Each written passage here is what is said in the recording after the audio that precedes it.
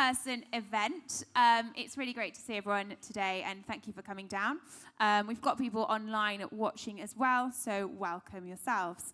There are more people coming in, but please do find a seat when you make your way in, or help yourselves to a drink and refreshments too. So just a few bits of housekeeping and how we're going to run the session today. We've got two parts to our event. The first event is a panel-style event with our friends from Flagstone, and then we'll have a short break for some networking. And afterwards, we have got a talk with Sarah Persov, and we will finish the session today roughly around 8 o'clock. So to kickstart, just a quick one actually, if anyone would like to connect to the Wi-Fi, these are the details just here, if you would like to enter those if you need it. But just a few introductions. My name is Rebecca, and I'm the head of marketing at Source Group International. And today I'm joined by quite a few of the Source Group International team, so please do say hello to us if you haven't already. We'll be very friendly, we promise. Just a bit of information about SGI. We are a global recruitment group, and we've been in business for 8 years. And over those 8 years, we have worked in 23 countries. We have worked with over 890 customers, placed 3,000 people in their new careers, and we've won a couple of awards and got some good customer service feedback. So generally quite good and lovely to meet you all. But for the real reason why you're all here today, is, of course, SuperWomen in Tech. Now, just to give you a bit of background information, if you haven't attended one of our online events previously, we launched the community 8 months ago, and since then, we have hosted 6 absolutely amazing events with some incredible guest speakers. We've had 26 speakers from global locations, and I think it's pretty wicked that we can say we have got a global community, and it's rapidly growing. We hit over 800 members last week, and over 1,000 attendees have attended our events, and you all here today are one of those. So welcome to SuperWomen in Tech, and thank you so much for supporting the goal that we're on about closing the gender gap and bringing inclusivity forward in the tech sector. So, without further ado, I will stop talking and we'll start on to the first session. I'd like to welcome, actually, I've jumped forward, but I'm actually going to celebrate International Women's Day and then jump forward again. So, welcome to our first guest speakers. It's our friends from Flagstone. Round of applause, please. Thank you. So just give you a bit of background information about Flagstone, a financial services provider. They are a cash deposit platform, and they give savers everything they need to manage, protect, and nurture their cash. The platform is available in the UK to individuals, businesses, and charities. So if you would like to find out any more information about Flagstone, please do speak to one of our friends here during the break. So before we jump into the main questions, we'll do some introductions. Handing over to Asima first. Hello, I am Asima Khalid, and I work in Flagstone, as Rebecca mentioned, and I work in Flagstone as an engineering team lead, and I work for the both side, technical and people manager. So my name's Nicole Hardiman, and I'm the engineering director for Flagstone. I've been with them for about 18 months now. And I'm Ian Pender. I'm a principal engineer at Flagstone. I've been there for about 5 years. Hi everyone, I'm Anita Driosti, and I am an engineer manager at Flagstone. I've been there for a year. Amazing, welcome everybody. So what we're going to be discussing is empowering women in STEM. And just to let everyone know what the next half an hour will look like is we've got some questions guided towards each of our attendee guests, but we'd also like anyone here to have the opportunity to ask their questions as well. So after our main session, you will get the option, if you would like to ask a question, please pop your hand up, and I believe Henry will be round with a microphone to ask the question. If anyone watching online has a question, please drop it into the YouTube box, and we will pick that one up as well. So let's take a start. Question 1 to Asima. So in your bio and background information, you talked about throughout your career having been the only woman on a team at times. We'd like to know, how does it feel to be the only woman in the room or the female in the room? Yeah, good question, Rebecca. Thank you. It's challenging, daunting, scaring sometimes.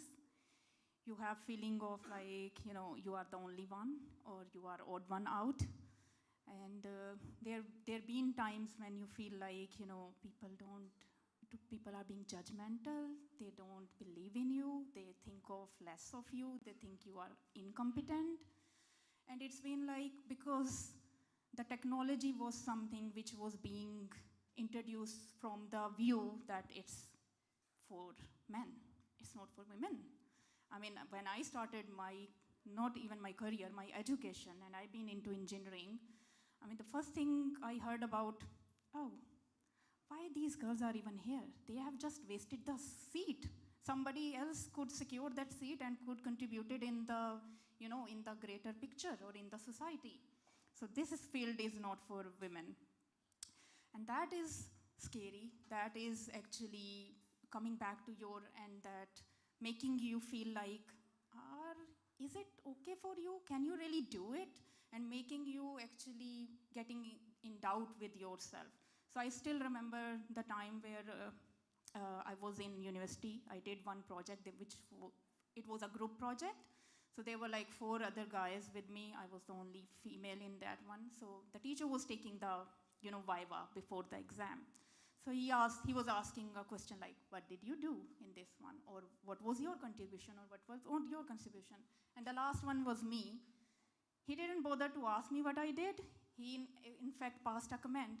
Oh, I guess you might have just did the typing or created the documents. And I was like, oh, ouch, that hurt. Like, you didn't even realize that, or you didn't even bother to ask what was my contribution. As a result, I decided I'm never gonna do project with men. And that's what I did. I did my final year project with only 3 other ladies, and we did it all on our own, just to prove ourselves that, we can do it. Well, you think about teachers, that teachers are role models. I mean, my first role model was like, if you ask me, I wanted to be Miss Kosser. Now you would be wondering who was Miss Kosser. Miss Kosser was my first primary teacher. And it's until I wanted to become like her, until the day I realized that, oh, she's too strict. She was like Miss Trunchbull from Matilda. So I was like, no. I don't want to be like that. So then I changed my idea and I was like, let's look for other role models. So yeah, I mean, there was like things where you feel it challenging, daunting, things like that, but then you learn from those experiences as well. And you move on, you try to express yourselves. And with that passage of time, you learn how you need to express yourself, how you need to raise your concerns. And on the flip side of it, it's also empowering as well. So if you are in the right environment, if other people are there to support you or to listen to your concerns, then you have the best chance to actually bring your unique strategy on the table. Like, bring your own ideas to the table, which nobody else even have thought about it. But that happens when you have like people who have open-minded, who just wait and pause there in order for you to add your opinion or actually discuss your concern. Thank you. It's the point you've just kind of mentioned. I guess 2 points I want to focus in on. The first is around that imposter syndrome that goes in your head. And I know recently that's come up in the media or come up in news. Is imposter syndrome real? Is it not? Et cetera, et cetera. But actually, the examples you've just given, of course it is. Of course it is. And it brings that anyone can. I'm sure many people in the room here can actually understand that and appreciate that and think, actually, that's happened to me at one moment too. That was really, really great to hear. And I guess the second point too was around kind of the open-mindedness. And being open-minded is that having that closed-mindedness is what creates the barriers and what creates those limits that we've experienced previously. So really, really great. Thank you. So moving on to question 2, Nicole. We noticed that you have started up Swindon Inclusion and Diversity Network. And we'd just like to know a bit about it. Why did you set it up? And how has being in a position of leadership at Flagstone almost complemented this journey? Okay, so I'm not London-based. I'm very close to Swindon, actually, which makes a lot of sense if you think about Swindon Inclusion and Diversity Network. And I set that up following... In my previous employer, they asked me to do an Ada Lovelace Day conference. And I was a little bit horrified. I told them that they were only asking me to set this up. Oh, if you don't know what Ada Lovelace Day is, it's celebrating women in STEM. It's the second Tuesday in October. But I was a little bit horrified. I thought, you're only asking me to do this because I'm a girl. And they came straight back to me and said, no, we're asking you to do this because we can tell you're bored. So I set up this conference. It was really great. I'd spoken to a load of ladies who had really different experiences in tech to me. My experience in tech, I'd never really noticed that I was the only girl in the room. I have been the only girl in the room. I've been the only girl in the company other than the receptionist. So I hadn't really had any of these struggles that people were talking about. And then I started talking to other women, and they were telling me about awful things that had been said to them about how they couldn't have a career in tech, and how they couldn't break the glass ceiling, and how they couldn't possibly be the person that everybody was going to rely on and depend on to do the delivery. And I started talking to a couple of friends of mine at the same time, and we all came to the same conclusion. It wasn't just about gender in technology, it was about inclusion across the board. It was having people who were differently abled in leadership teams. It was having representation from LGBTQIA+, it was having ethnicity representation, it was having people who represented society in your tech teams, because you can't produce software. I mean, not even tech teams. The Inclusion and Diversity Network is about everything. For me, it's always tech, though, because that's my passion. But you can't produce software that represents society if you don't have a representative team. So the Inclusion and Diversity Network has grown. We've done lots of different things. We've talked about neurodiversity, which is something also very close to my heart. I have ADHD. We've done things about working families and how people manage to work maybe a couple of days a week rather than a full week in job share. We did things on local pride events. We've actually done things around domestic abuse. We've done lots of different talks in the local area. We support the local government in the area, the local council, so we're offering advice to businesses that don't have a D&I specialist. And yeah, we're just trying to help out that way. So that's really nice for our local area, and it really fits in with what I want to do at Flagstone, or what I do at Flagstone, because all of those things we do naturally. So we don't have a specialist D&I department because this is just in our DNA. It is just who we are.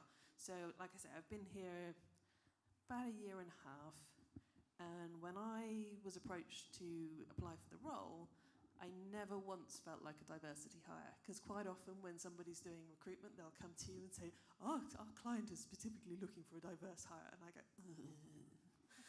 I don't want to be that one. And I never felt like that at Flagstone. I've always felt like I'm here because they value what I can do and they value the skills that I bring to the organisation. So it's really nice. We are kind of accidentally diverse, but not accidental at all. It's our culture that brings the diversity to us. It's really great. Thank you. I think your answer really leans on, we'll go with that, follows on nicely from Asima's in terms of the DNA and open-mindedness, etc., and really filling that in. And that's so great to hear that it is part of your DNA at Flagstone. That's really refreshing. And that it's not a tick box, should we say, or that it's not a we need to do it because we should do it. We need to do it because we want to do it, and we know it's going to give us value as an organisation. It's really cool. Thank you. So, Ian, in your experience, what makes Flagstone different from previous organisations? It's the grey hair, isn't it? That's why I think I've got to ask that one. I've a 20-year career, so I've worked in a few places, and Flagstone is different. It's a cliche, but the culture is the number one. You'll hear us, and we repeat it a lot, and that's a mantra that you actually get from the top, from Simon and Andy down. And it's felt in the bones of you. So that as Nicole was saying, the D&I is an explicit thing because it's just considered. We've got community aspects. We're looking to forge a new way. We're looking to share our values all together.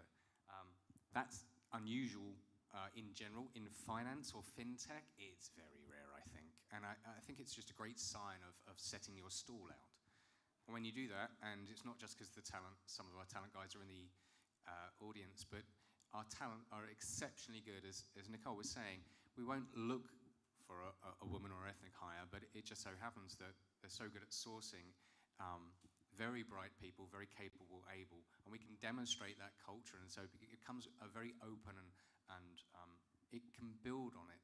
We've got people like Nicole, people very senior in not only just technology, but across the business, and it becomes a self-fulfilling prophecy after a time when you can see women able, not just being the figurehead, not being a token, but doing some hard technical problems, right? Because why not? I actually asked my daughter before I came here, what do you think? Should women be working in technology? And of course, she's 7 and she thinks it's the most natural thing in the world. Why wouldn't? And I'm sure a few of you in the audience could come up with a few reasons why it's actually quite difficult. There's no reason in this time day and age why that should be. And I think that we can all, well, that's why we're here, and that's what we'd all like to see. Thank you. I guess focusing in on the point that you've kind of commented about your daughter, removing gender stereotypes completely, especially from a young age, is really key. Like, I still remember, I mean, obviously when the Barbie film came out, for example, in the summer, and everything suddenly turned pink, but then also it was in a completely different angle to when I was a little girl, and that was completely directed towards girls and females, and you should love that toy, and boys should love Action Man, was that his name? Yes, and things like that. So really great to know that actually your daughter at that age is really supporting it. And finally, for the first section, Anita. So in your career, you transitioned from freelance to perm. And we'd like to know, what was that journey like, and were you apprehensive about making the transition?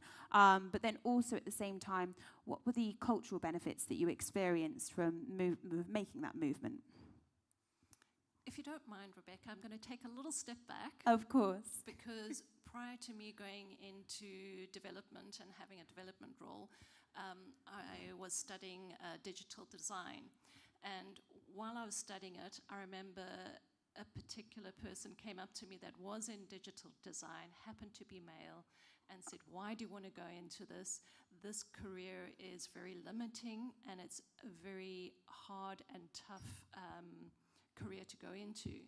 And I remember my response to him was, I don't have to worry about it, that it's such a challenging area to go into. I just need to be the best at it. And it didn't even occur to me that maybe there would be a male-female comparison there. It was just a case of, yes, I know lots of people are in this area in digital design. I just need to be the best that I can be in it.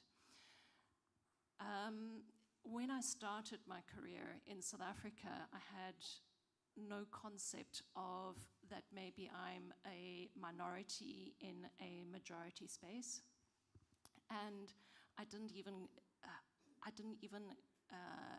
consider that situation.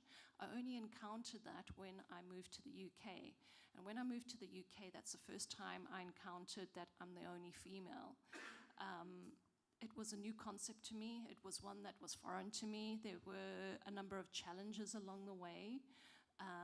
But what I did find in discovering strong female voices was a new freedom, a freedom to be able to talk about things that I never even knew you could talk about. I remember one particular strong PM that was on not even on the project that I was working on, talking in a group that was organized. I don't know if any of you know of lean-in circles. Yeah, they are phenomenal groups. They certainly empower women and minorities to take their confidence to the next level.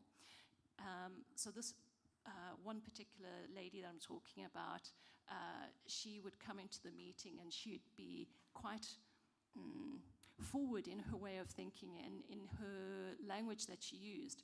And she would set her time aside that when she was PMSing, she would make sure that she had no meetings during that time. And she would be forward and open to the people that would try to book a meeting. If you book a meeting over that time that I've selected, that you are going to get your head bitten off. I don't recommend it. I recommend that you wait until I'm ready to have a meeting. Today is going to be quiet paperwork day. And hearing the response from this type of woman definitely opened up my eyes to, oh, wow, you can actually say what you feel. You can actually be a female and say, you know what, my hormones are playing up today and I'm not having a good day. I need to push back, and when the time is right, I will be at my best and I will definitely wow you with what I've got. So that culture, seeing more and more strong females come into the workplace was definitely an eye-opener for me. As I've progressed in my career, I've seen more females come into the workforce, and more of them are becoming elevated into the job sector and becoming senior. So when I was made redundant from my last role, I really enjoyed the culture that was there, and I went looking for a culture that was really similar. A culture that would incorporate me, for being a person, not for, as other people have mentioned, being a minority. And when I interviewed with Flagstone, I knew that I'd find my home. So that is the culture that I really enjoy and appreciate, is where the minorities have a voice as well, and you don't have to be scared of being you. Thank you. It's really great. I want to just put up one part of your answer there, and that, again, that's about being open and actually, saying how you are. And actually, if you're not having a great day, say it, and those around you need to understand and accept that. And actually, if you're going to say, I'm going to be back tomorrow, I'm going to be back next week, I'm going to be better then that's really, really powerful to be able to do that and feel that you can and know you can around you. Okay, so moving into, we've got 4 sections now. The first section is hiring processes, so challenges within STEM. We're going to throw our first question to Asima. So could you share best practices for recruiting and retaining diverse talent in STEM fields? Yeah, so for attracting actually diverse talent, you should have diverse interview panel initially. I mean, even before that, you need to have diverse interview strategy, which means going to underrepresented,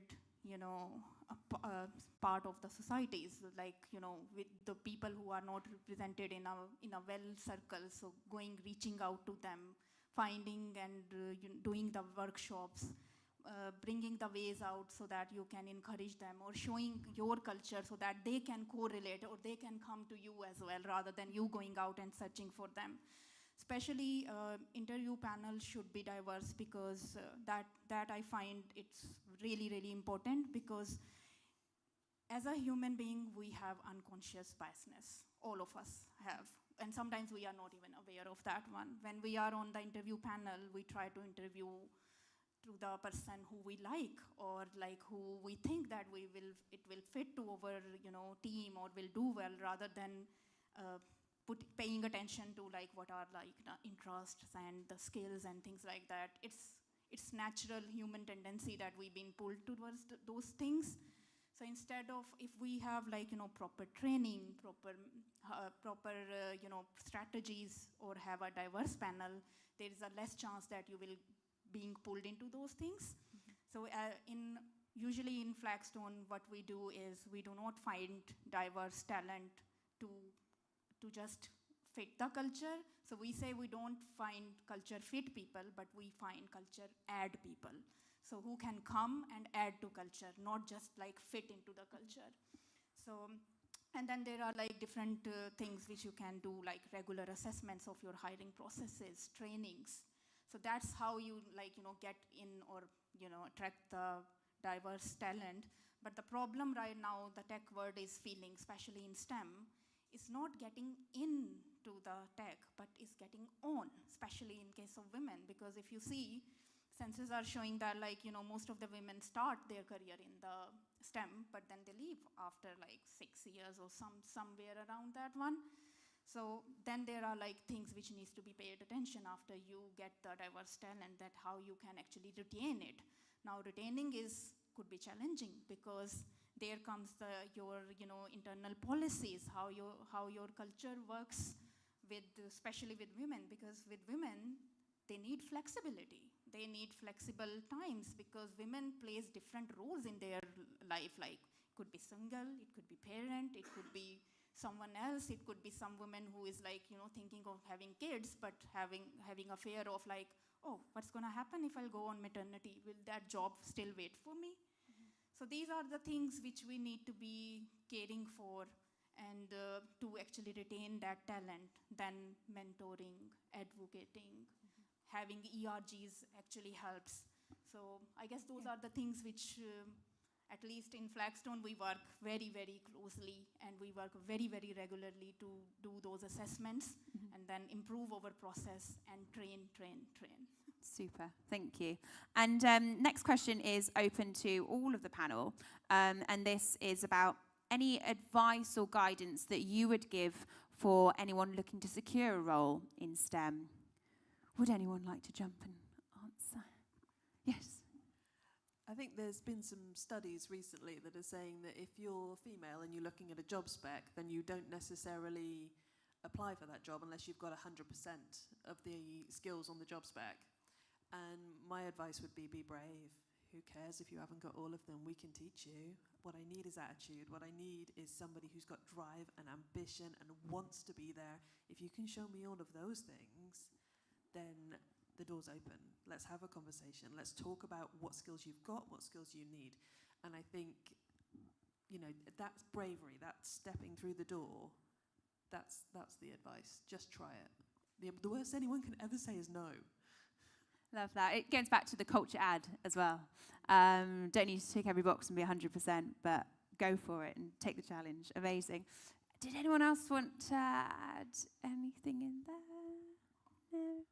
It echoes a conversation we had earlier, wasn't it, about the bravery.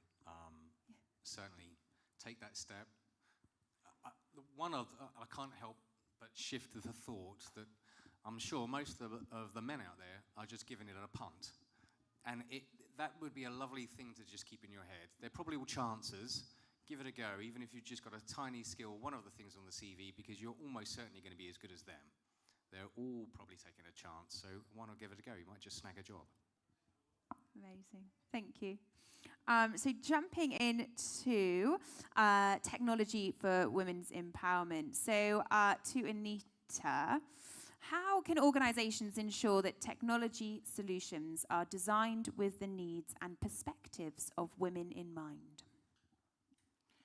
So today I came across an article that was explaining how technology, some technology was designed specifically for women. And some technology does not have women in mind. Something that I really struggle with is something like earpieces. So I don't know if any of you have that problem. The earpieces are generally too big and they always pop out. And how would you know this if you don't have women on your panel when you are designing technology? So when you've got technology and you're working on it, about 70% of, I only know the figures for America, sorry, 70% of the females are the buyers within a family. So if you are excluding that portion of the population from any panel or any technology, you're excluding a voice in how that should apply for your entire population, not only males, but also females, diversity of any kind, minorities of any kind. I don't know if there are specifics when it comes to development technology and software technology, if there are things that only females are picking up. I do know that due to our ability of being able to problem solve is that females generally are better at problem solving than males. And it might be that females don't have as much of an ego when it comes to voicing their opinions. They're generally there to sort the problem out or uplift the team that they're in.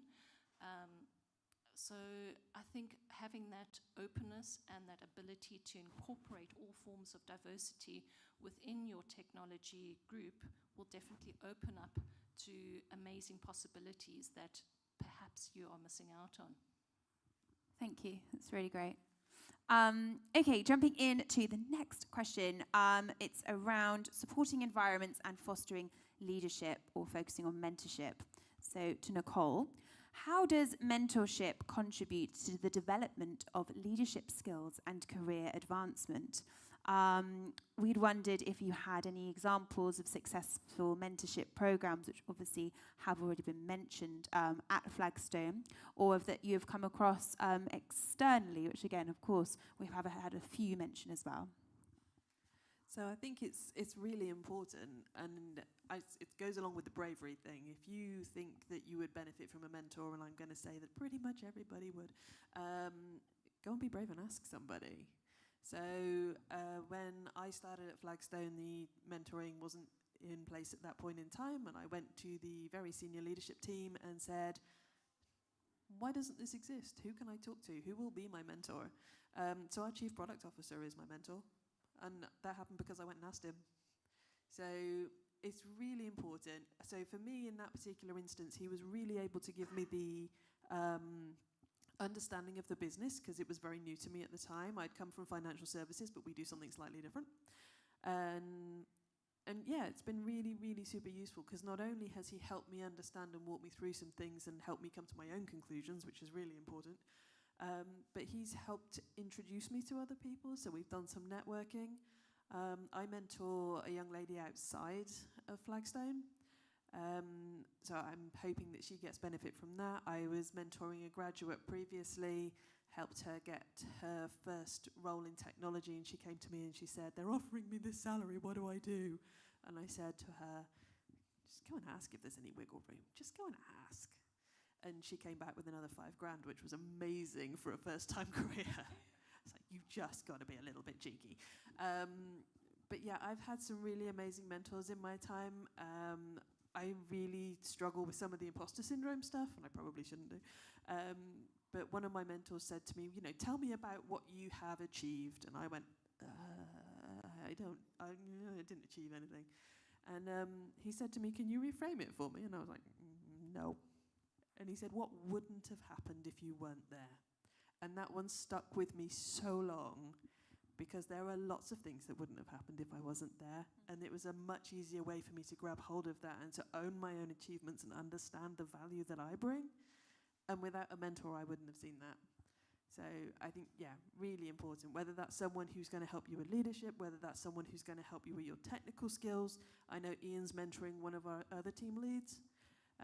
So yeah, really, really important. Really good. Thank you. And finally, our final question for this section for yourself, Ian. It's around championing change and challenging traditional masculinity in tech. So why is it important to have male allies advocating for gender diversity and inclusion in the tech industry? Which wonderfully gets us back to imposter syndrome again, which I'm feeling a little bit of. But it's really important that it's nice to see some other men in the audience too. It is important, if you've got a wife, a daughter, a mother, hopefully you'd feel that women should feel as if they can be represented in technology and do have a place there. But more than that, I think as we've been describing, your product and culture can thrive by having a rich mix. Hopefully that's not news to anybody. I think we're post the point of thinking that seclusion and isolation is a great way to be. So if you leap on from there, it would be a disaster just having women looking to raise women up and be role models. It's absolutely about the men, not just about, and I have to say it, policing some of the men. Anybody could do that, but I think it's a bit more powerful if other men are keeping, shall we say, errant behavior, which we don't have at Flagstone, although if we're honest, a culture only gets maintained by actually sticking to it. having a plastic culture that you don't actually hold up is meaningless, and you will leach and lose whatever you thought you had. So it is most important that you reinforce that culture, or else it's meaningless. So I think that's why it's quite important to have men as that. Great. Thank you. Thank you for all of your answers. They were really, really brilliant, and a lot to think about, definitely. So, as we said, we can now open it up to the floor or to anyone at home who would like to ask our wonderful panel some questions. We do already have someone with a hand up in about the 5th row.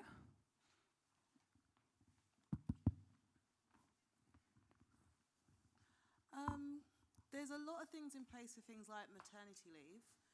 Does your company have anything in place for things like when women go through menopause?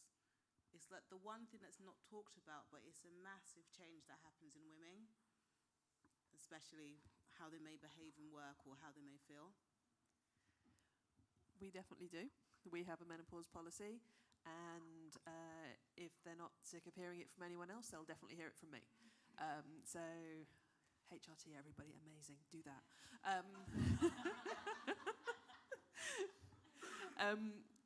Yeah, no, we've got a really supportive people team.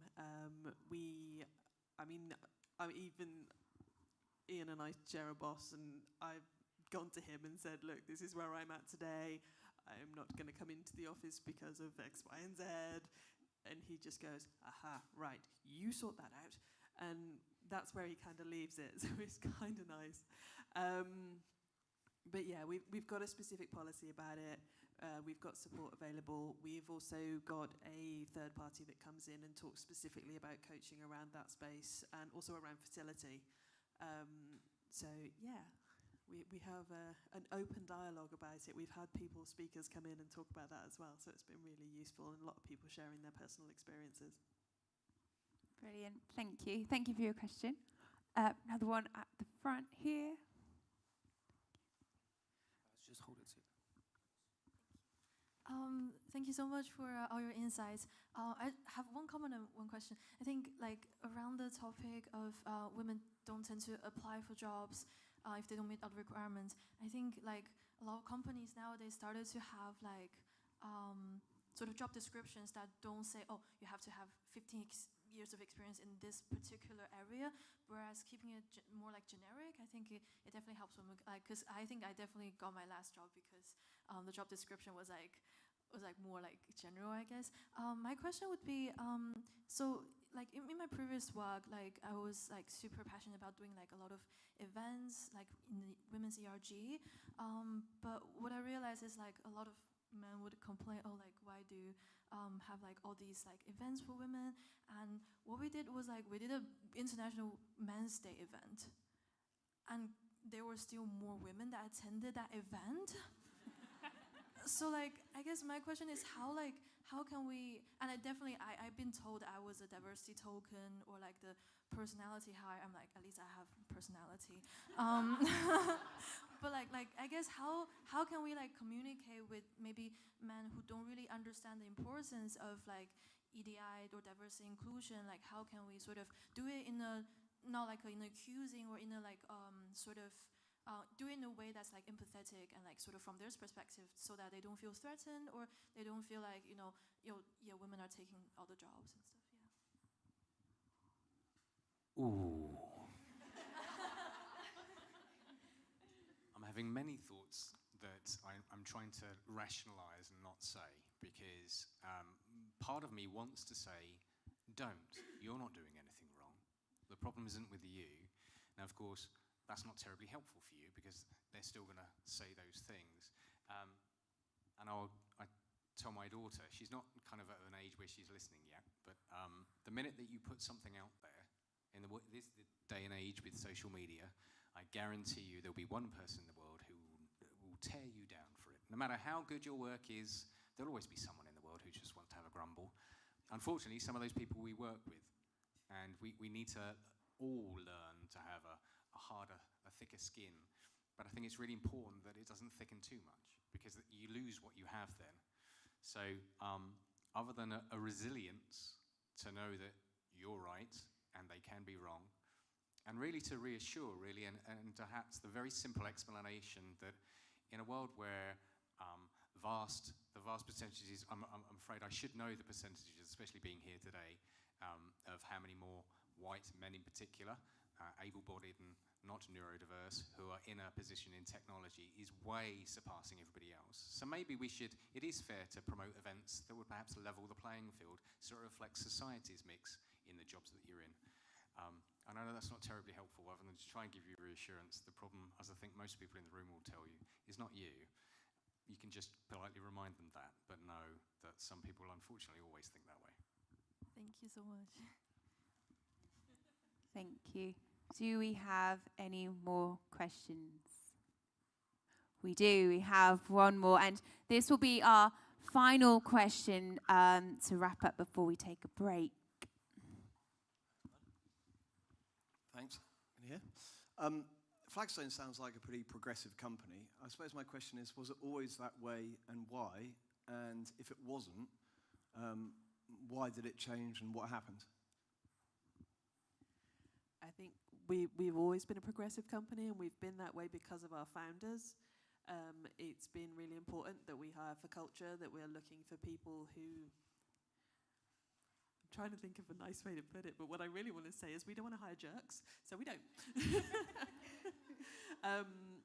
It's really important so our CEO, Simon, he's in the office frequently. He knows exactly what's going on in his organisation. He knows exactly what's going on in all of the teams. And if he thought there was a culture misfire, he'd be coming and talking to one of us to come and sort it out. I think I've been working on some of the job frameworks this week, and one of the things in most of the leadership ones is being able to debug and spot a culture problem very quickly and sort it. And I love the idea of debugging a culture problem. Where's the actual issue? What's actually happening? So yeah, it's always been like that. It's come from the top, and we are very careful. We're not hiring cookie cutter people, but we're hiring people who really want to get on and do things right. I can add a little to it. What makes us different is basically in Flagstone, everyone have their say. Like, you are being welcome at no matter what your job, your title, your position, or how much higher or how much lower you are, everyone absolutely have their 100% say, and that what makes us different. And on that, Sometimes difficult as well. on that, how does that actually practically play out then? Because it's fantastic that the founder is that way, as he should be, but beyond the founder, there's got to be a framework beneath it that supports itself. So how does that truly play out day to day? Say the founder wasn't there. It would be exactly the same, because we have hired for that kind of open-mindedness. All of the SLT are like that. The ELT are like that. I can't think of anybody who isn't like that, actually. So it's not because he's watching over us. He's not like that. I'm glad he's not like that.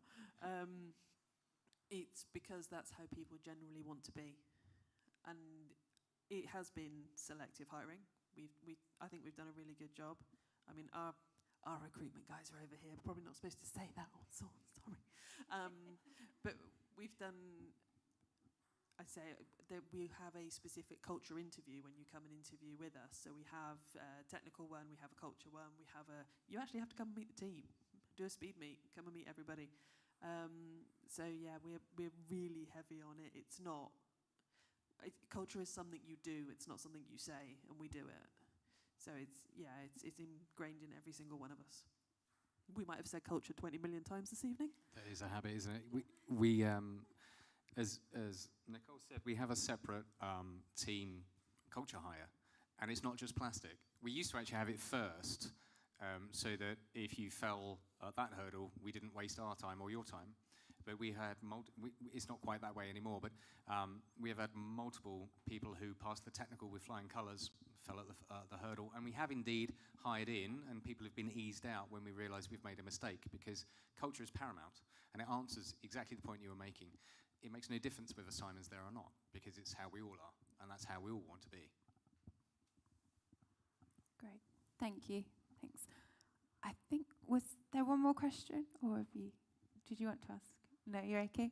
Well, yeah, I was just going to ask, if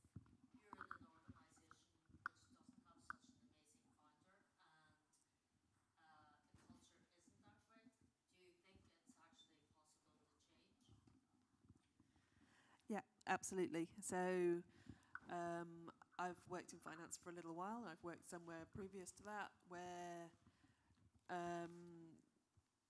there was a pretty good culture, but it probably wasn't what we needed it to be. There was still probably one lady in a scrum team, and they were feeling very lonely. But it was all about how to bring those people together, create community. And I didn't need permission to go and do that. I just did it. So if there's a need, go for it. So yeah, you can bring culture in from the bottom up, if you like. You don't have to wait for the CEO to come back to you and say, do you know what, this is okay, we should do culture, it's very important. Culture is who you are. So the more that you can role model it, the more that you can show it, the more that if you see the gap, go and fill it. I think, yeah, you can absolutely bring it up from the bottom. I'll just join into that one as well. It's what you said about the hires being a culture ad. They're constantly building up to your culture and what I'm kind of taking it from, rather than this is what our framework is for what the fit of a culture is bringing that new person on every day and like growing that way. Really cool. There is the concept of the lean-in circles, and I think if you're looking for a place to start, that's a really good place to start. Thank you. Okay, final question to our audience member here. Hi everyone. Thank you so much for bringing in different topics.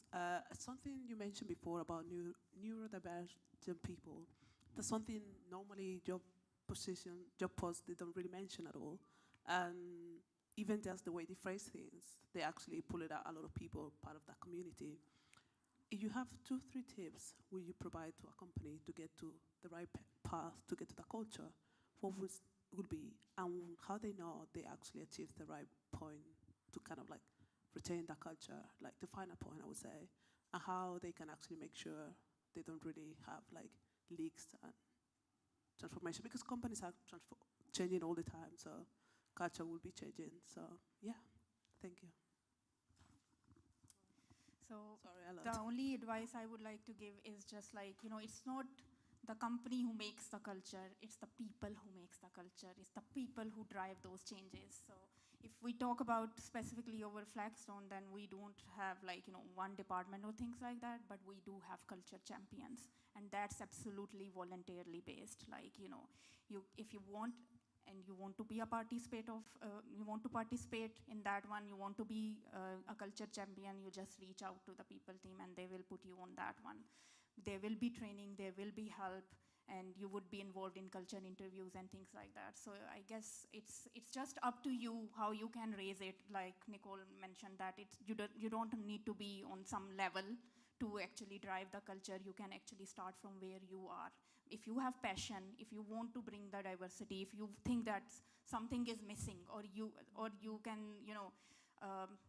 but I give you one example, which we discussed the other day, that when we were talking about that, when we do like, celebrations, we say Happy Friday, or we say Ramadan Kareem, or we say Happy Diwali, or we say Merry Christmas.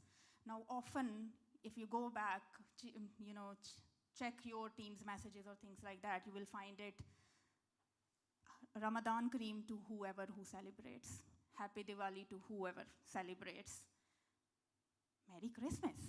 I mean, that's not inclusive, that's not culture. So if you are a culture champion or things like that, you'll pay attention on all these levels, like, either make it one for all, like, either general, like, greetings, or either do it for all of them. So these are the simple things which people actually notice in the organization. But you think, if you look carefully, they all belongs back to the culture. So, just raise yourself up. If there is not opportunity, just point yourself out, volunteer yourself that I would like to drive change and I would want to be a culture champion. I think the thing that I want to say is you get a choice in this. If you're not getting the culture that you want in the place that you're working, vote with your feet, because nothing will make them think faster or harder than people living. So, if you're going out to interview, they're not just interviewing you, you're interviewing them. Make sure that you're making the right choice for you, and that culture is something that you can, thrive in, because all those cultures are going to be different. Everybody's a little bit, I mean, we are heavily over-index on it. You might be able to tell that we heavily over-index on it. But that's great, and that suits me brilliantly. And I worked in a place previous where they told me it was all about culture. It was absolutely everything. And it was a really good culture, but it wasn't quite right for me. So I think if you are looking for something specific, don't be frightened to go and find it. Perfect. Absolutely perfect final note to end on. Thank you. Thank you very much for joining us. Absolutely incredible answers. So much to think about too. And thank you for the audience questions as well. We're going to take a quick break. Please help yourselves to all the refreshments. And we'll be starting again with Sarah in about 10 minutes' time. Thank you.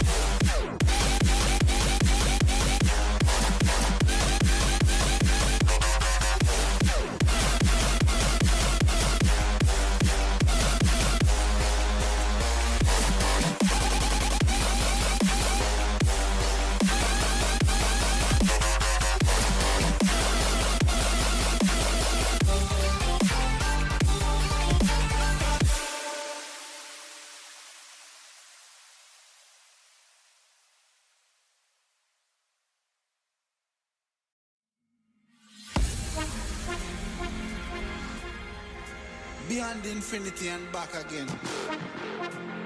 To them. Young dog and I talking.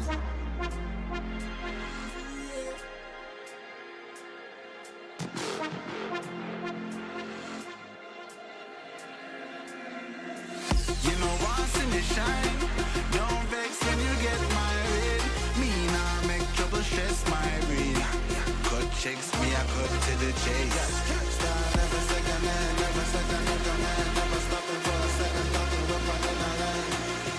Jump and sound, I go try and make statements.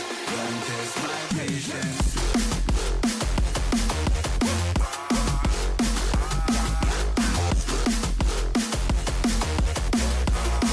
Don't test my patience.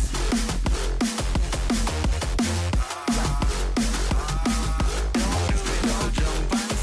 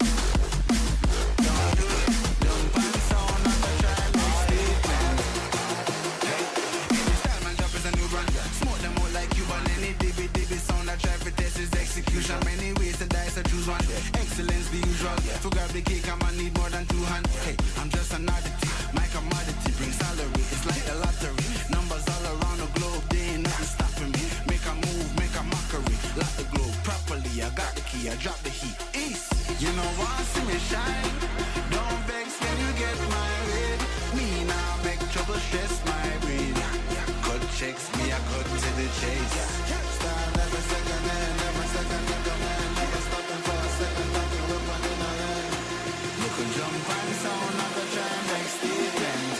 Don't test my patience.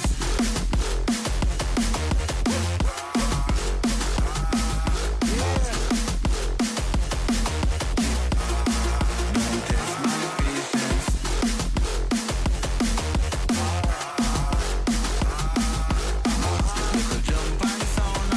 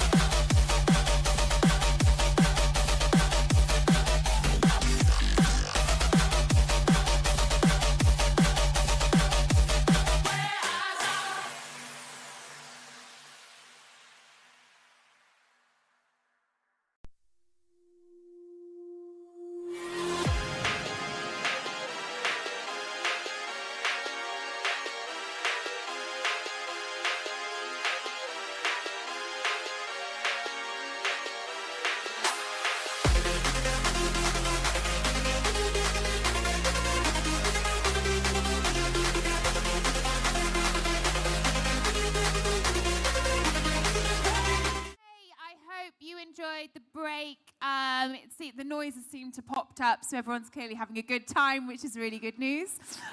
So, welcome to Sarah Persov, who is going to be doing our second session today, and her presentation is on retention in tech. Welcome.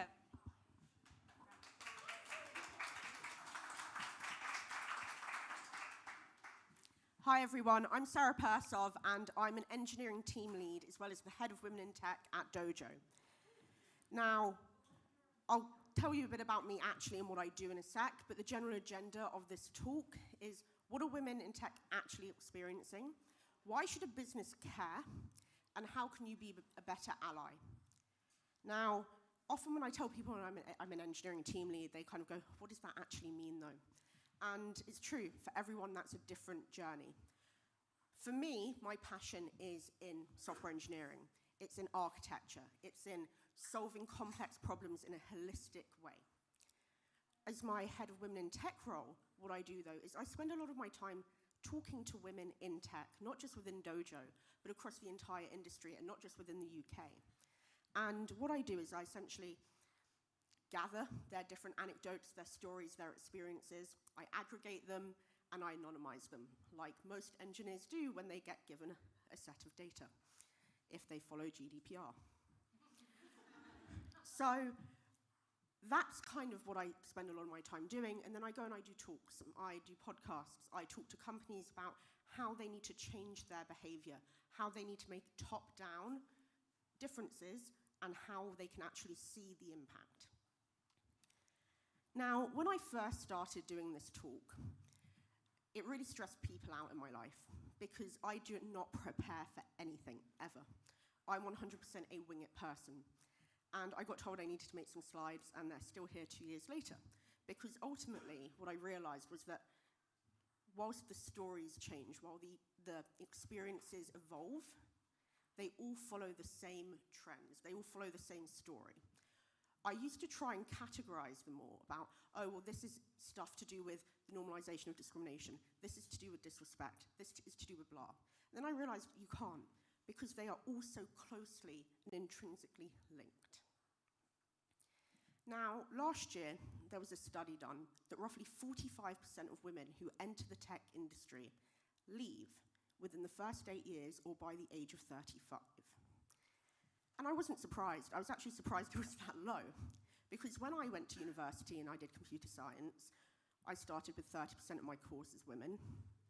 And when we graduated, it was less than 8%. And the majority of those women left because they didn't want to spend their life being treated in that way. Now, one of the big things I often talk about is how women leave because it's death by 1,000 paper cuts. The normalization of discrimination, double standards, lack of representation, dismissal of expertise, of experience, the complete lack and often anger at wanting respect. And all of this leads to a fight for career progression, but it's so much worse if you're a parent. And I myself have faced many issues throughout my career. I'm young, I'm very loud, I have bright pink hair, I swear, I smoke, I argue with people. Me not speaking my mind would be concerning to anybody around me. And people don't like that when they're used to a norm. Then add in that I have health problems, I have mental health problems, I'm neurodiverse, and I'm very open about it. I also normally have a service dog to help with my severe type 1 diabetes, but he can be quite a distraction because he's a very floppy, cute Labrador. So I don't bring him to events like this. Now, back when I first started talking about women in tech, it happened because I would essentially be at work events, we had a lot of unlimited alcohol, and I'd get drunk and rant about sexism in tech. So my company went, yeah, let's get her to talk about it. And then my manager pointed out that in my first interview with him, I went on a 20-minute rant about sexism. And he went, well, you're hired. Let's do the tech interview and, fudge it if needed. And I think the reason that I'm starting with this instead of going straight into it is that often in tech, it's so competitive, it's so intense. There are so many differing personalities, and there's so many expectation of personality that it's really hard to be yourself. It's really hard to be unique. And I'm here to tell you, you can 100% be unique in tech, because I myself am. Now, one of the things I also always talk about, and it's something that I very rarely had somebody go, I thought of that already, is how everything is closely linked, from the hiring through the career progression. And what I mean by that is that women are often told, and we've already heard people saying they've been told, that they only got hired because they're a woman, or because of their skin color, or their religion, or insert blah here. And what's a real scare right now is the fact that this is on the rise. The more women I talk to, the more that they're facing this from men under the age of 27, and more of women who don't fit into the minority that the other woman is. And this can be so detrimental, especially when you're starting your career, because you get your first job, your first internship, and then the friend who was also competing for that gets angry because he wanted that, and he then says, you only got it because you're a woman. I had that happen, and every single female friend in tech that I have also had that happen. So when you enter the industry, if you've made it through the entering of the industry, you're already unstable. You're already feeling not only the normal first jobs, anxiety, but everything else. And then you join a team, and you've got a team lead who is really close with all the other guys in his team because you're the only woman, and you're the first woman he's managed because he didn't really want to be a manager, but he was the only option. And he has no idea how to handle you because there's so much talk nowadays of women in tech and DEI that he's scared of it. But also, he's not interested in it because it doesn't affect him directly. And then what happens is, especially if it's in a pre-existing team, the team bonding needs to happen, that storming phase of adding to a new team. And this is where all those bullet points become even more apparent. Because what happens is that because you're a woman, you've most likely, because statistically women are held to a much higher standard than men are in technical interviews, you've had to really fight to get to where you are. But instantly, you're dismissed. So a lot of people say that, they think that they need to prove themselves. They need to, it's their responsibility to prove to everyone else that they were not a diversity hire. But you're not actually given the support to prove that because that relationship hasn't been built and the effort to build that relationship isn't happening. So you'll have stand-up and the tone of voice is different. The words might be the same. Oh, why haven't you finished that ticket yet? V, why haven't you finished that ticket yet? Do I need to set up a meeting with the PM to go through the requirements again?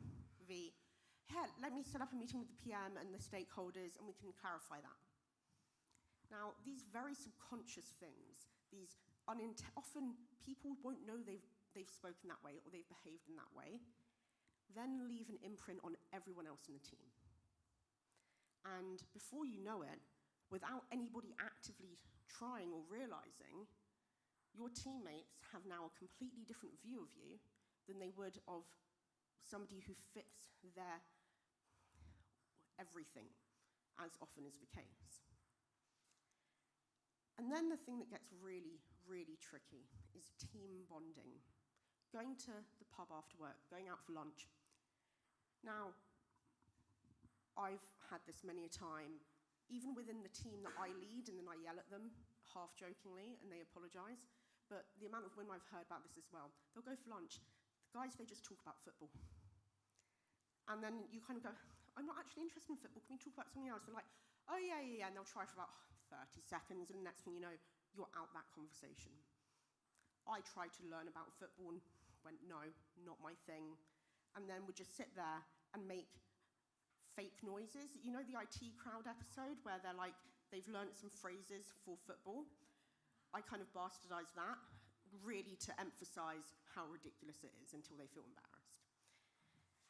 But what that actually leads to is a lack of bond with your manager. Now, when it becomes to review period, passing probation, general career progression, the manager's going to be sitting there, they're going to be looking at your reviews, and they're going to be thinking, well, I know Dave is going through a divorce right now, and he's having a really hard time, and that's why his delivery hasn't been as consistent as it was the previous quarter. And I know that Jack and his wife are trying for a kid, and they're having some issues, so I'm going to give him some leniency. And, you know, I know that Bob is really eager, and we've spent hours after work in the pub talking about his ambition and his drive and his passions. So I'm going to give him the opportunity, because actually Sarah, she's not actually been a team player. You know, really thinking about it, she doesn't get involved. You know, fine, she delivers, but it's only with a bit of a push. It doesn't feel like she's really going above and beyond, because there's that expectation that women are, you know, held to such a different standard. The fact that they often outperform men in tech interviews, but then don't get selected because of a culture fit that can be easily used against women, leads to, you know, this idea that women have to be both superwomen, but accept their place, accept that they're not starting at the same basic human respect, let alone respect for their experience, let alone respect for all the hard work they do, the fact that they go above and beyond, because women are often put into a pastoral, caring mode. No, it's, well, you know, yeah, fine, she helps everyone with the team, and, you know, she always takes all the notes, but yeah, that's normal for her, you know, because we told her to. That's the silent bit that they don't ever think about. But then the manager starts looking through the reviews, and all of her teammates have been absorbing the criticism that he's been implying throughout stand-ups, throughout retros, throughout team meetings, because ultimately you will mimic your manager's behavior unknowingly, because that is what people do to survive, especially when you're new in the industry. You will mimic the behavior of your manager, because that means that they're going to like you. That means you're less likely to get criticized. But if that behavior is bad, all you're doing is reinforcing it. So, going back to that review, they've given Sarah an average, maybe a 6 out of 10. And they might comment, oh yeah, she helped me on this project, and you know, she worked late on this thing, but she's not a team player. And that is one of the biggest things that women are often told in reviews. They're not a team player, because all people will remember, without really remembering the instance, they remember the vibe. Is that criticism? It's that exasperated tone. It's that, I can't be bothered with this, why are you coming to me? Whilst at the same time thinking, well, she doesn't get involved when we go to the pub. She doesn't get involved when we go to lunch. All she does is complain. And, you know, we have to police our language around her, because we're scared that she might get upset if they say the word dick. Now, as a joke, semi-joke at my work, one of my team, like my leadership, called me Queen Dick. And to this day, I actually really want to get it monogrammed on a hoodie. But it all came about because I told my CTO he's a dick. And he went, oh, why? And I told him. And it was to do with this talk, actually. And he went, okay, you're now the head of how to not be a dick. And I spent time talking to the other C-suite. I spent time explaining this to people, but connecting them to it. Because it's really easy to think, well, I won't do that. I wouldn't do that. I wouldn't make sure, you know, I would always make sure that everyone in my team's being included. But it's so easy to just miss it. And when you amplify everything, when you kind of take everything as a whole, as a holistic thing, is it a surprise that women are leaving tech? Is it a surprise that women, especially if they've decided to have a family and they've decided to take time off and they've come back and they're told, well, you know, yeah, you were great before, but you just don't know the business now. Well, of course they don't. She's come back and you've just thrown her in and you expect her to somehow absorb a year. I can barely absorb a month, and I'm there every day. And what happens is all of these really minute behaviors are normalized. And I often tell people there's a normalization of subtle or low-level discrimination, stuff that you cannot call out because you'll be overly emotional. Well, I cry with my manager all the time. He cries too sometimes out of laughter, sometimes not. But it's about being open. It's about transparency. But ultimately, it's about listening. Because I once read this quote that stuck with me, that the greatest feat of man is that they've convinced the world that male anger is not an emotion. It's passion. It's drive. It's them being a boss. Female anger, anything that isn't exactly what is wanted at that exact moment of time is wrong. It's overly emotional. It's, oh, are you on your period? No, you're being a dick. Fuck off.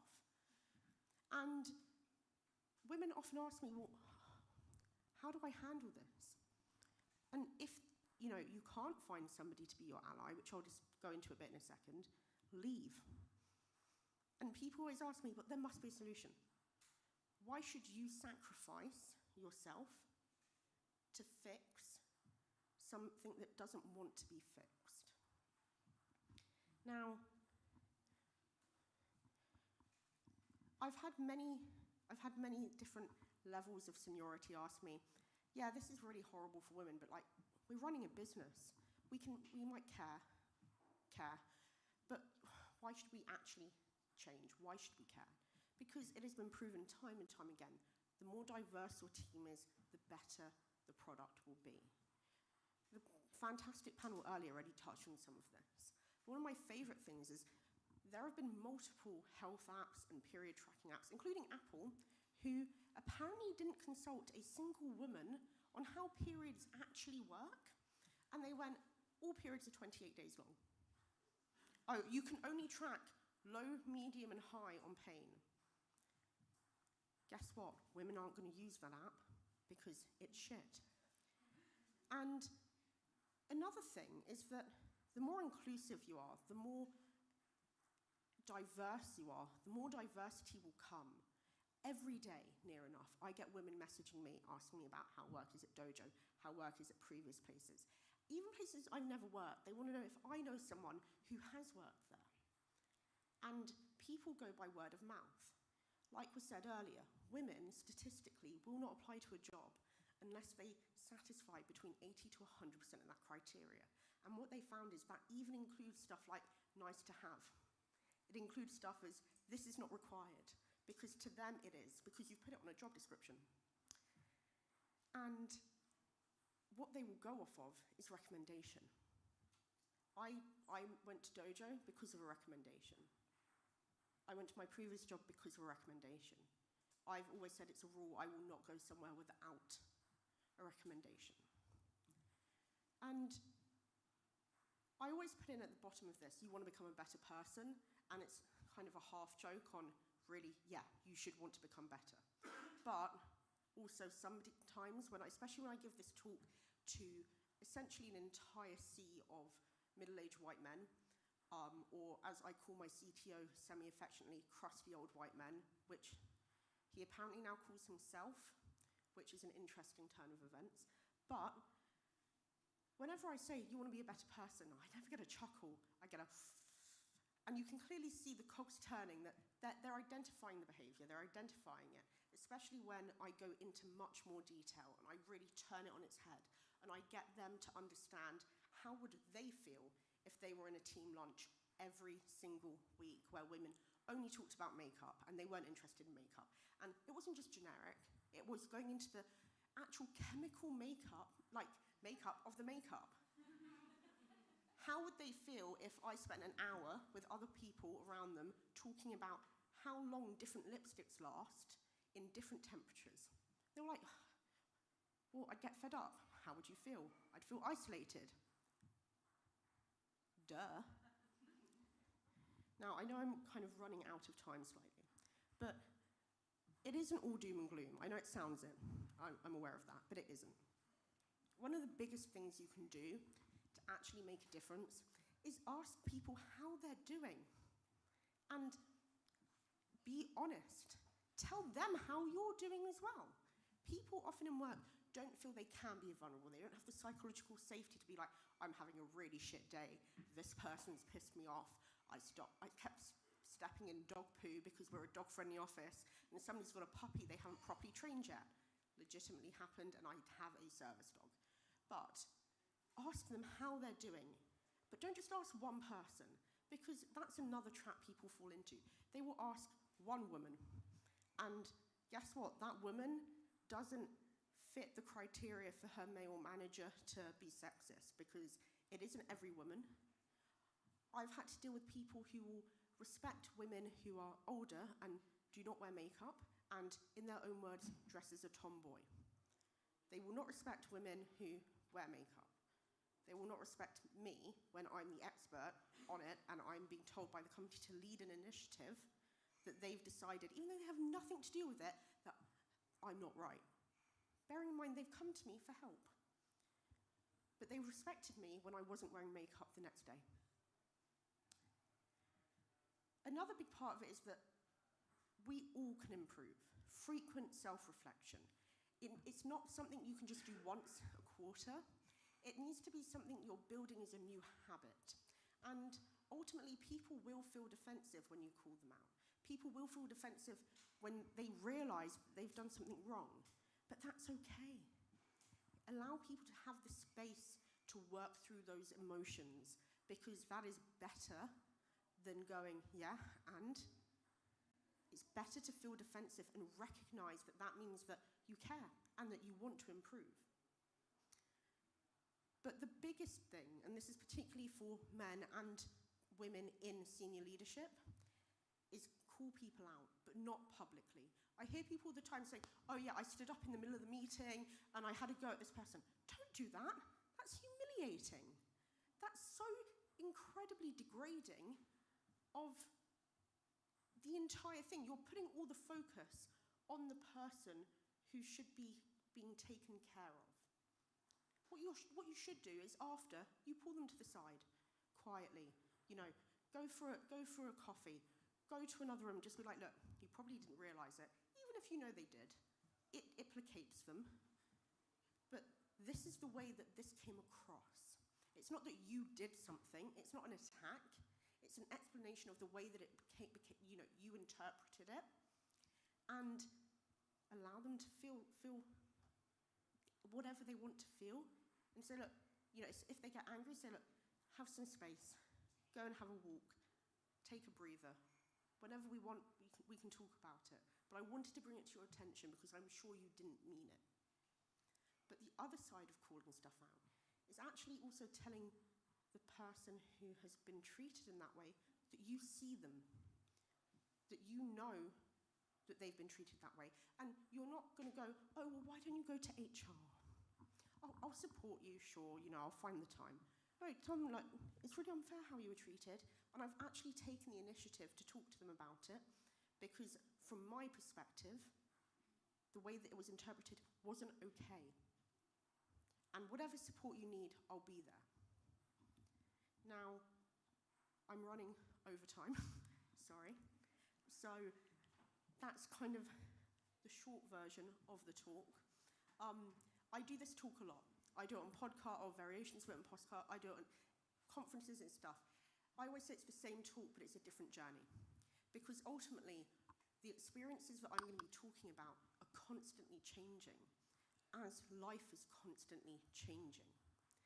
And I always encourage people, reach out to me if you want to talk more, we can chat after, and I will have Q&A in a second. I have a website now, which I made using Squarespace, because that's not for me. I'm a back-end engineer. And I'm not going to lie, I got the 22-year-old in my team to help me design it, because I was like, I don't know what looks good, and he keeps telling me I need to get on TikTok, so. But on my website is a list of all my other recorded podcasts, my other conferences, etc. And you can also contact me through there. This is something that is my genuine passion. This is something that, from a very young age, I grew up with a mum who was a chartered accountant. When she graduated, out of the 500 people who passed the exam that year, she was the only woman. when she was the senior manager, or whatever. I don't actually really listen to the title she talks about, but she was the first senior leadership at Deloitte's, at KPMG, where she was having to handle men who thought she was the secretary. And let me just tell you this, she cannot make coffee. But she likes to joke that she bred stubbornness into me. And a lot of women aren't privileged in the way that I am. Yeah, I faced a lot of shit, but I have a support network. I have a mum who, if I come to her going, oh, somebody treated me like shit, she's like, why didn't you yell at them? And I'm like, okay, fair. I have a partner who I had to, bless him, explain certain parts of sexism because to him it just doesn't make sense. I have a manager who hired me when I literally, 10 minutes into my interview, when he went, so, you know, how do you find tech? And just went on a rant. And then we talked about whiskey for 10 minutes and then went, should we get back to the interview? You know, I have a privilege that a lot of women don't, that I can talk about this. I can put myself in a firing line because ultimately that's what happens when you go up against a system, when you're trying to change a culture. But that's what I'm trying to do, because the more people actually start to think about their behavior, not just in isolation, but in a holistic way, and this isn't just for women in tech, this is for everyone, that is where the change happens. Thank you.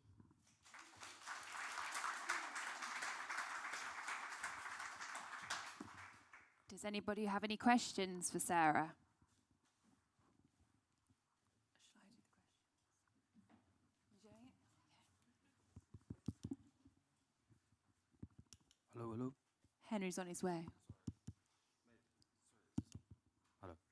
Just talking to Hello, it's me again. Hi. Right, mine was more of an opinion than a question that I would like your comment on. So for today's session, we've talked a lot about how women have fit in the male workspace or dominant male workspaces and the experience that they've had. I guess my comment or opinion is also some of the stuff that women do and the mindset they need to change. So my opinion would be things like objective gratitude. So for example, you just had a baby, you've gone back to work, you've gone back to work in the office 3 days a week, your employer's allowed, you've got your flexible work policy, and you're working from home 2 days a week, so you can spend a bit of time with the little one. Salary review comes up, your mindset is, oh, well, they've allowed me to work from home for 2 days a week. I'm not going to ask for the full salary entitlement, but you've worked just as much hours, if not more, than your male counterpart. But for some reason, your mindset tells you, I can't ask for more, and without an ally to say, yes, you should, you literally beat yourself up and you don't know your own worth going through that because the employer done what they were supposing to do and you worked probably more hours from home than the other counterpart. So I think it's a mindset a lot of the time that women also need to change to know their worth as well. What I would say, hello, there we go. What I would say is that at the end there, I think you accidentally slipped into blaming yourself again. That women need to change. It's not that women are inherently going to just doubt themselves. And for anyone who needs to be told, ask for more, just do it. What's the worst that can happen? Believe in yourself. And it's hard. I don't believe in myself half the time. I'm a hypocrite. But it's about that telling yourself. But also what I would say is the reason that you are doubting yourself, the reason that you're not asking for more, is because you're being both overtly and covertly told by everyone or a lot of people and media and society that you should be thankful for being able to have flexible working. That you should be thankful for having that, and therefore you're thinking, well, I shouldn't ask for more because I've had, they have given me that flexible working. But it's not enough. Just for the record, I wasn't actually talking about me. I know, was just saying it was a general. It was more, I'm not saying that was either, but I remember once. It's just other women I know have actually gone Yeah. through it and they've really oh, I can't possibly ask for more. And I'm like, why not? So I was once talking to somebody about this, and I was a bit drunk, and I came up with what I think was a really good way of thinking about it. If you're in the middle of a farm and you're waist deep in manure, and you want to get out, and then you leave, you maybe shower off a bit, and then you're just stepping in dog poo, yes, that's slightly better, but you might want no poo on you. That is a reasonable thing. And I think we really easily fall into this mentality because in tech, especially with the way that positive discrimination has been corrupted and abused and really bastardized by, people like Andrew Tate, by our government, by so many people, that it's about not the candidates or interviewing for a position, but you're only getting it because of you're a woman or you're a minority or whatever, that you feel like you should be thankful for having that job. Not that, that company should be thankful for having you, because you have a wealth of experience that you can bring. You have your own unique views. You have your own spin on everything. So it isn't that you should be thankful for a company hiring you, it's that a company should be also thankful for having you, because you've chosen that company. I think there's a... Hi, I'm Shrithama. That was a wonderful talk. So when we talk about equality among men and women, we talk about cerebral equality, not physiological equality, right? So just a quick instance where we were in a gathering and one of my family members actually ran a business. So they were actually mentioning incident where an employee did not turn up during her menstrual cycle, and she actually said the truth, that I was feeling a bit low and I couldn't make it. I understand small business, it's difficult for them, okay, but do you not think corporates and a well-organized multinational company should support, when they talk about equality, I understand, it's always rubbed on our face. When you talk about equality, why don't you also stand up for this, have the same kind of, we go through mood swings, we go through different hormonal changes, and you say it or not, it happens and it's undergoing all the time. So do you not think that corporate should, look to give a day off in the holiday calendar as a paid sick leave for during the menstrual period? I mean, it's an open question. And how do you drive those sort of conversation? Because sometimes it's a bit of a stigma, especially in the South Asian community. So what I would say is that we need to stop asking for being equal. We need to ask for equality. Equality at the heart of it is that it's not that you treat everyone the same because, sorry, we're not all the same. We don't have all the same requirements. It's that the end of how you're treating people is that they are in the same position. There's a drawing that when I've done talks about equality before, that I've used, where it's essentially three people watching a game, and there's somebody who's very tall, there's someone who's just under the height of the fence, and then there's a kid who's really short. And when you're talking about equality, it's that the tall person nothing changes. The short person has a little bit of a box, so they can now see over the fence, and the shortest person has the biggest box, so they can now see over the fence. Equity. This is my second event of the day. It's been a long day. Equity, not equality, and sorry about that. Especially because I really hate when people talk about equality, because equality is just another way of discriminating against people who have different needs. And I'm going to tell you a story. So a couple of months ago, I had a meeting with my team and my manager, and I get on really well with my manager. And he brought something up, and I hadn't brought it up to the team yet because it wasn't ready to be brought to the team. And I was really burnt out. And I started yelling at him in front of my whole team. And I was like, why the fuck are you bringing this up? We literally just spoke about it. I went on for about 10 minutes and I just hung up. He texted me that he was really sorry, that he didn't realize I was just burnt out, that I, take time off, and that make sure that I'm okay. When I then apologized later, he was like, Sarah, you have nothing to apologize for. You're burnt out. You need a mental health day. I'm sorry that I didn't see that you needed a mental health day earlier. Now, that was back in November, and then I booked 2 weeks off and felt better. Last week, I was having a really bad day, and we were doing Q2 planning. And I just started crying for like 30 minutes straight. I was like complaining and crying, and he was like, I'm just trying to help. I was like, I know, but how dare you? And I was a mess. And because, even though I know I shouldn't need to, I still apologize for being emotional without asking for if he's okay for me to be emotional first. That's something I need to work on. He instantly understood that this isn't how I normally am, and even if it was, that means that different accommodation is needed. It was instantly, I'm glad that you felt safe enough to open up with me. And I'm really against companies who have set amount of sick days, because I have a lot of chronic health problems. I'd use them up in like 2 months. I have hospital appointments every 3 weeks where I'm out for 5 hours.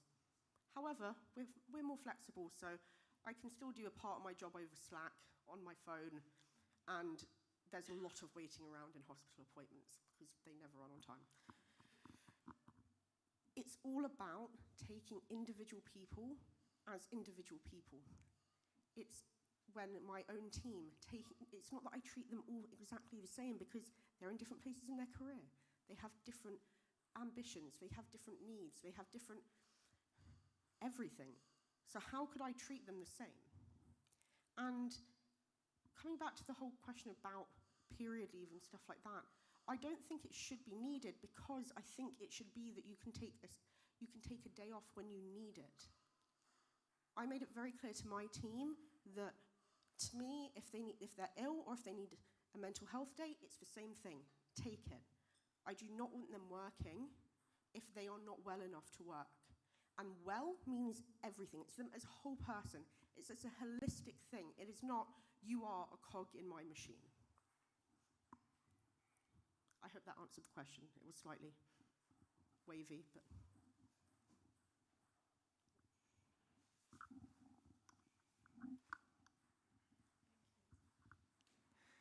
Thank you. That was a wonderful talk. So my question to you is around the feedback we give to women. So very often, the feedback that I've received, it's either I'm not very assertive, or sometimes I'm too assertive, and sometimes intimidating. And very funny, in the same feedback cycle, I had one person tell me that I had to be more confident and speak up, and the other person saying that I was speaking too much, and it was very intimidating. So, but I think something that happens is that over time you hear that feedback over and over and over again, and because you're trying to be a better person, you obviously self-reflect on that feedback. And I think it will be very difficult not to let self-doubt get in. So my question to you is, how do you take distance, and how do you dissociate between kind of feedback that really needs to be addressed and feedback that you are receiving simply because you're a woman in tech? I think there are quite a few different parts of that. Early on in my career, I got feedback that I was being too bossy and assertive. And I went to, and this also was open feedback in the sense that I knew who said it, which has its pros and cons. And I said to them, can you give me instances of that? Because I am neurodiverse, I can't handle vague, generic things. I need actual examples. And they spent 3 days, and they couldn't give me one. They tried to say that I interrupted them, and I said, well, no, you interrupted me, so I interrupted you back. They then said, well, you don't listen to other people, and I asked for more examples. And And something I think is really bad with feedback is when you do give feedback and you do not qualify that feedback. If you're giving feedback, you need to give an example of when it's happened.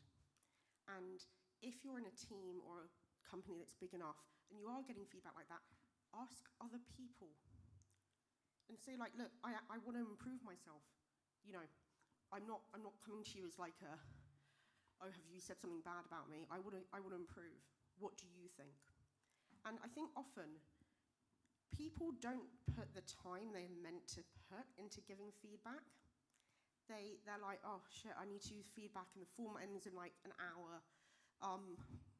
What is it? And this comes back to that subconscious thinking I was talking about earlier, that they don't actually properly put that effort into thinking through things. It's their gut, it's their vibe, it's, you know, the first thing that bubbles. So I would say there's that, but the other thing is that it might not be the right culture. Leave.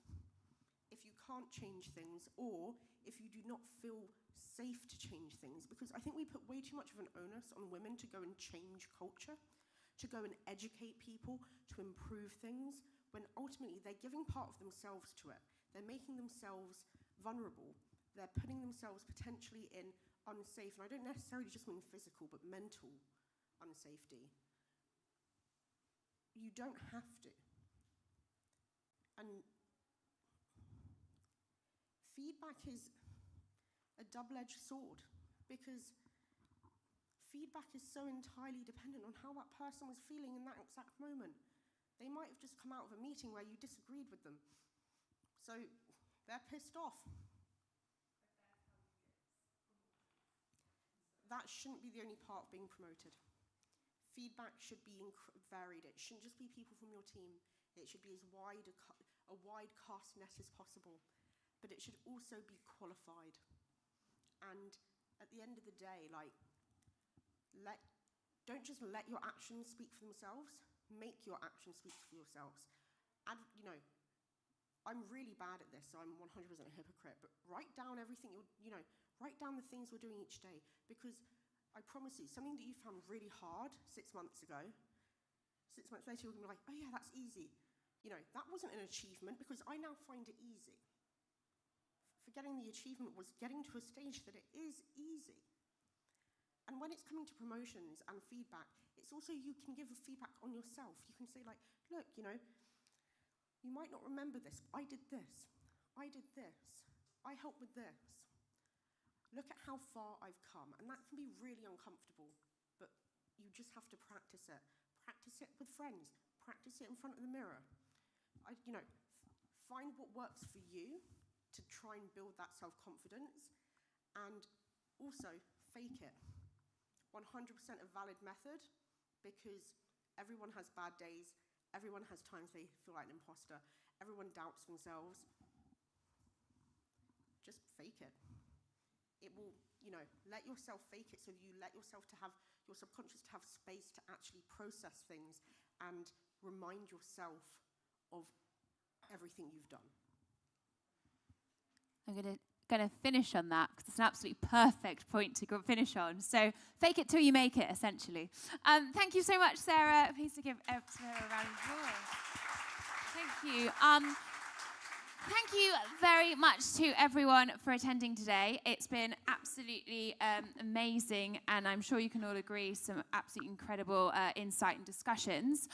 Just to let you all know, our next event is on the 24th of April. It's going to be an online event, and it's feedback and transitioning in your career with Tanya Trinkle, who is the Director of Engineering at FanDuel. But please do give us feedback. We're going to be sending you over a quick note after the event or tomorrow. We'll also be sending over the recording so you can tune in again and have a watch if you'd like to, with details as well for all of our speakers if you'd like to connect with them on LinkedIn or send them a message yourself. But thank you so much for attending. Feel free to grab another drink or some more refreshments, and we hope to see you again at another event. Thank you.